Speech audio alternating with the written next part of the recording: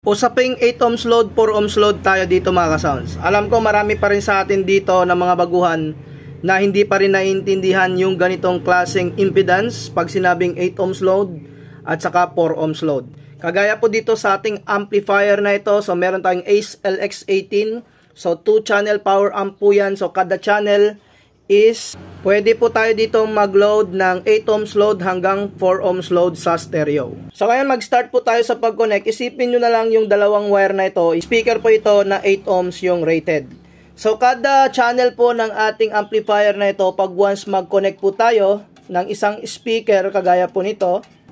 So connect lang tayo. Sa channel A, so yung naka-load na po dyan is 8 ohms.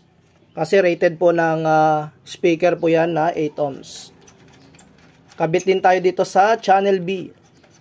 Yan, makikita po ninyo kada channel meron na po siyang isang speaker na 8 ohms yung kanyang impedance.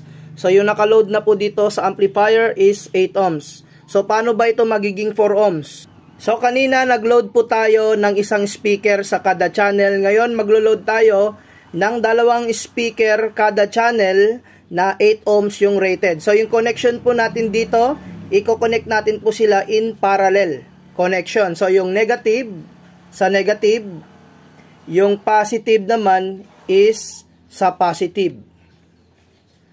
So ngayon yung connection natin dito, dahil nakaparallel na yung dalawang 8 ohms rated na speaker, so yung kalalabasan po niyan is nasa 4 ohms load na po yan. So yung channel A po natin, maglo-load po tayo dito. Sa channel A po natin, yung nakaload na po dyan is 4 ohms load na po yan na speaker. Iko-connect rin natin ito in parallel connection. Lagay lang natin dito sa channel B.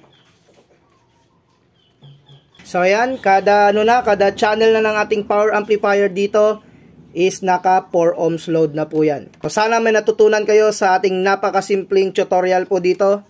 Hanggang dito na lang muna. Peace out.